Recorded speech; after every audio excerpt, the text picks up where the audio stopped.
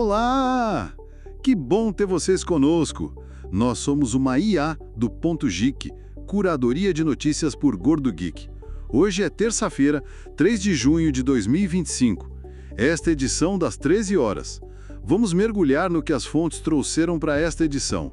Começamos com uma notícia lá do Reino Unido, do Tecnoblog. Parece que o Microsoft Copilot está ajudando o pessoal do serviço público por lá, né? Sim, tá fazendo uma diferença interessante.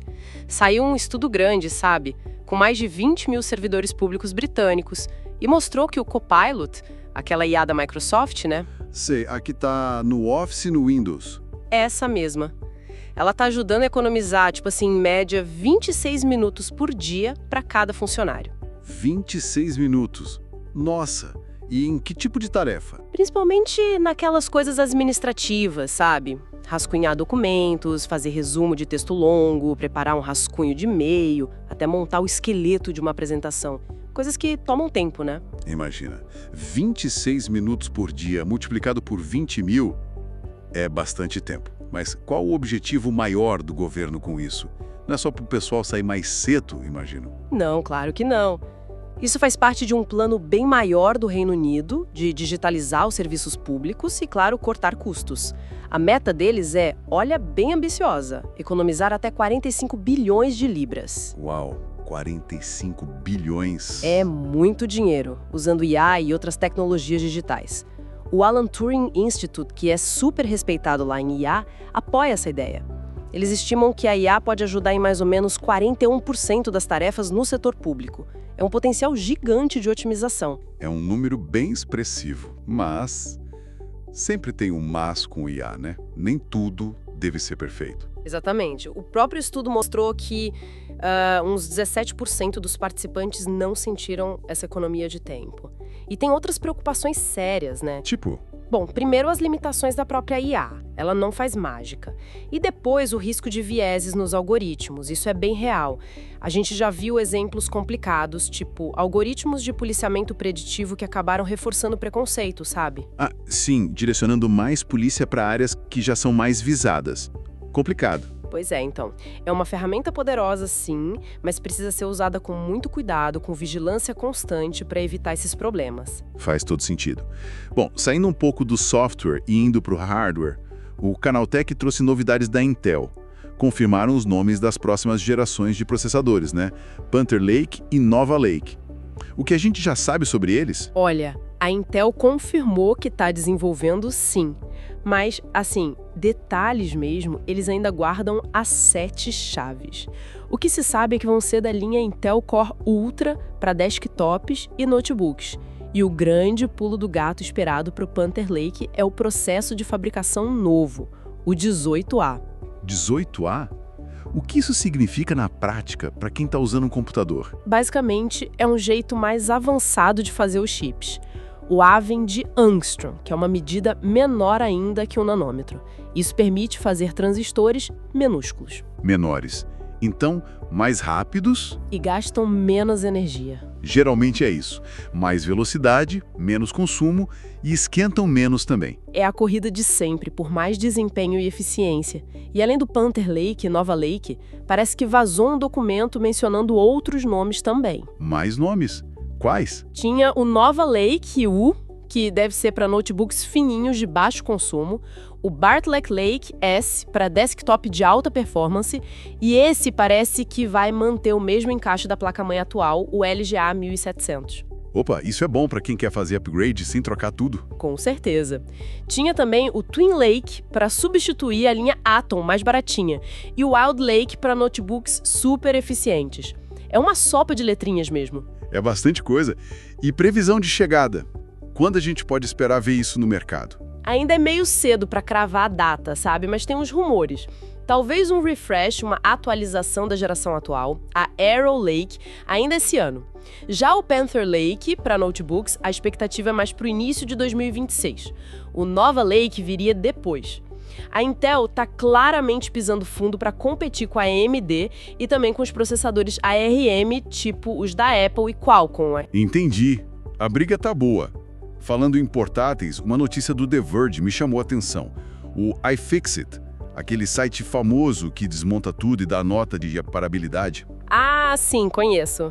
Então, eles deram uma rebaixada feia na nota do Nintendo Switch. Caiu de 8 para 4, numa escala de 10. O que aconteceu? Pois é, foi uma queda e tanto. E a justificativa é bem interessante. Não é só por causa daquele problema crônico do drift nos controles Joy-Con, sabe? Aquele que faz o personagem andar sozinho. Sei, o famoso drift. Mas então o que mais pesou? O iFixit argumenta que o cenário mudou muito desde 2017, quando o Switch foi lançado. Hoje em dia, tem vários outros consoles portáteis, tipo o Steam Deck da Valve. Ah, o Steam Deck, sim. E muitos deles são bem mais fáceis de abrir, de consertar, usam menos cola, a bateria é mais simples de tirar e trocar. E o ponto principal, os fabricantes, como a Valve, vendem as peças de reposição oficialmente. E a Nintendo não faz isso? Não. A Nintendo dificulta bastante o acesso às peças, não tem um programa oficial para vender componentes para o consumidor final, e isso, hoje em dia, pesa muito na nota de reparabilidade. O iFixit está dizendo, basicamente, que a Nintendo ficou para trás nesse aspecto. Poxa, entendi. A indústria evoluiu nesse ponto do reparo e a Nintendo ficou parada no tempo. Será que isso muda com o Switch 2, o próximo? Olha, existe uma chance, viu? Especialmente nos Estados Unidos. O estado de Nova York aprovou uma lei de direito ao reparo faz pouco tempo. Ah, Right to Repair. Exato. E essa lei exige que os fabricantes disponibilizem peças, ferramentas, manuais. Isso pode forçar a Nintendo a mudar de postura, pelo menos lá nos Estados Unidos, para o Switch 2. Vamos ver se a pressão da lei e da concorrência funciona. Vamos ficar de olho.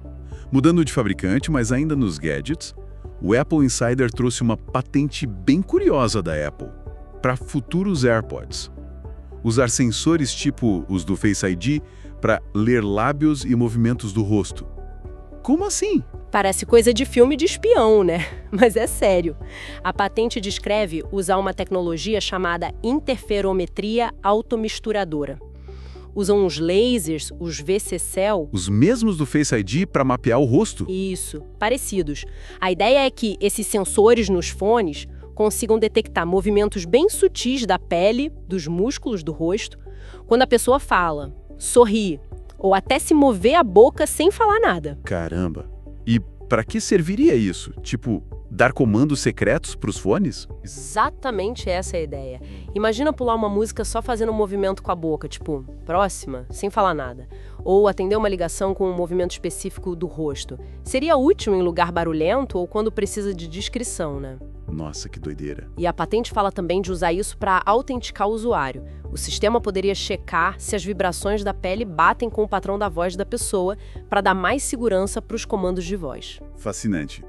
E um pouquinho assustador, talvez. Ler meus músculos faciais. Enfim, tecnologia. Agora vamos para os smartphones. O ZDNet fez uma análise do Samsung Galaxy S25 Ultra, depois de 6 meses usando o aparelho. Qual foi o veredito deles? Olha, no geral, o veredito foi bem positivo, viu? Apesar de umas críticas que ele recebeu quando lançou, mais sobre o design, o grande destaque que continua sendo elogiado é a tela com Gorilla Armor 2. Aquela proteção nova, né? Isso. O pessoal do ZDNet elogiou muito porque ela é bem menos reflexiva que as telas anteriores. Ajuda demais a usar o celular na rua, sobre o sol ou em lugar muito claro. Menos reflexo é sempre bom. Mas e as críticas ao design que você mencionou? A principal foi sobre as laterais do aparelho. Elas ficaram mais retas, sabe? Menos curvas que nos modelos S anteriores. Aí, algumas pessoas acharam o S25 Ultra menos confortável de segurar, menos ergonômico. Entendi. Uma questão de pegada. Exato.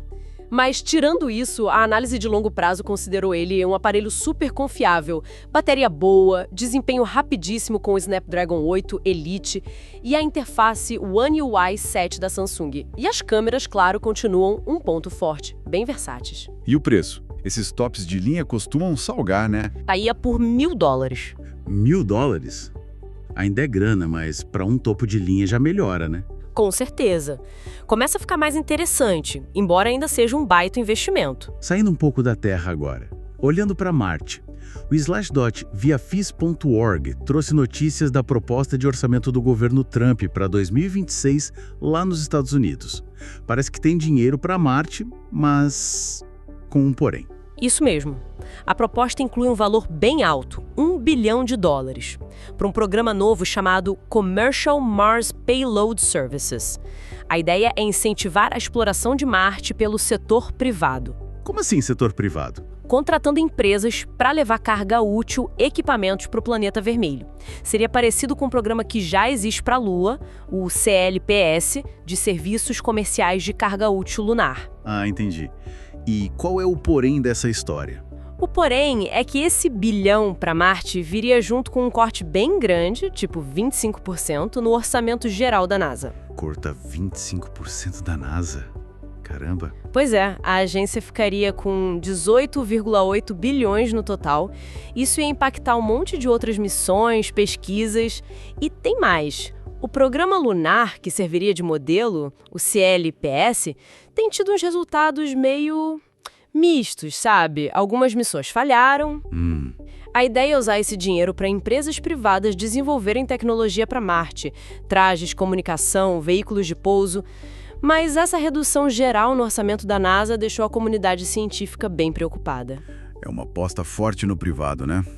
Uma mudança de filosofia. Vamos ver no que dá. Bom, voltando aqui para o Brasil. O Olhar Digital está falando do Universo Totavis 2025. O que vai rolar nesse evento? Então, o Universo Totivus é grande, né? Se posiciona como o maior evento de tecnologia e negócios aqui do Brasil. A edição de 2025 vai ser em São Paulo, lá no Expo Center Norte, nos dias 17 e 18 de junho. E o tema principal, sem muita surpresa, Inteligência Artificial. na mosca. A Totivus, que é gigante em software de gestão aqui, vai focar totalmente em como a IA está mudando os negócios. Legal. E quem vai estar por lá? Tem algum palestrante de destaque? Sim, a programação promete bastante coisa. Palestras, painéis, masterclasses. Já confirmaram o futurista Neil Reading, que sempre traz umas visões de tendência, né? E a Sharon Guy, que é especialista em IA e trabalhou no Alibaba. Tem muita experiência com o mercado chinês. Interessante. E olha só, para quem se animar aí, o Olhar Digital tá até dando um cupom de desconto de 50%. O código é OLHARDIGITAL50. É uma chance boa para fazer networking e ficar por dentro das novidades de tecnologia para empresas aqui no Brasil. Bacana dica. E ainda no cenário brasileiro, mas agora falando de pagamento e e-commerce, o Canaltech conversou com a Cielo. Eles mostraram novidades no VTX Day 2025. O foco parece ser inteligência de dados, certo? Corretíssimo. A Cielo está apostando pesado nisso para ajudar os lojistas a vender mais e com mais segurança. Eles apresentaram umas coisas bem legais. Uma delas é o Pix automático. Ah, finalmente!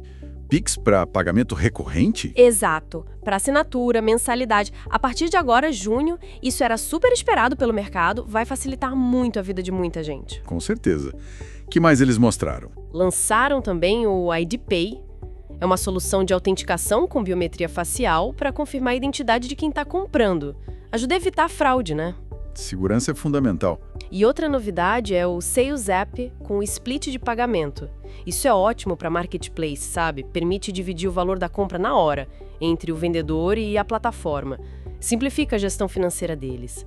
A Cielo falou muito de usar IA e Machine Learning para analisar os dados das transações em tempo real, buscar padrões para aprovar mais vendas boas e barrar as fraudes. Mas os lojistas, principalmente os menores, eles conseguem usar esses dados todos de forma eficaz? Então, esse é um ponto que a própria Cielo sabe que é um desafio. Gerar o dado, a ferramenta, é uma parte. Mas muitos lojistas ainda têm dificuldade de interpretar tudo isso e usar de forma estratégica, para realmente melhorar o negócio. Ainda tem um caminho aí de educação, de deixar as ferramentas mais fáceis de usar. Entendi o desafio. Agora, mudando um pouco de foco, a TechRadar publicou uma análise sobre como a busca online está mudando, com a IA ganhando espaço. E o que isso significa para quem anuncia na internet? É uma mudança bem grande que está começando a acontecer, viu? Uma pesquisa que a TechRadar citou da Ed Marketplace mostrou que 1 em cada 5 consumidores já prefere usar a ferramenta de busca com IA, tipo ChatGPT, Perplexity. Em vez do Google? Isso, em vez da busca tradicional do Google. O motivo principal é que essas IAs dão respostas mais personalizadas, conversam com a pessoa em vez de só listar um monte de link. E o que significa essa descentralização da busca que eles mencionam? Significa que a busca não acontece mais só no Google. O pessoal está buscando informação dentro do TikTok, do Instagram, no WhatsApp e agora nessas IAs que conversam. A busca está se espalhando. E para os anunciantes, isso é um alerta. Não dá mais para focar só no Google Ads. E o que eles precisam fazer, então, segundo a análise? O artigo sugere algumas coisas. Primeiro, olhar além do Google, anunciar nessas outras plataformas onde as buscas estão rolando. Segundo, investir pesado em personalização, usar a própria IA para entregar anúncio certo para a pessoa certa. Terceiro, integrar os anúncios de um jeito mais natural, menos chato, nessas conversas com IA. Menos interrupção, mais integração. Isso. E por último, ficar muito de olho nas gerações mais novas, Z e Alpha. Eles já usam essas novas formas de buscar informação como se fosse a coisa mais normal do mundo. O jogo da publicidade online está virando. Muitas mudanças mesmo no mundo digital. Para a gente fechar nossa edição, uma notícia do setor de aviação executiva aqui no Brasil. A Aero Magazine informa que a Dassault Falcon Jet vai participar do Catarina Aviation Show 2025. Exatamente. A Dassault, que é uma fabricante francesa super conceituada de jatos executivos, vai estar lá no Catarina Aviation Show. É um evento importante para a aviação de negócios aqui na América Latina. Acontece de 5 a 7 de junho, lá no São Paulo Catarina Aeroporto Executivo, em São Roque. E o que eles vão mostrar lá?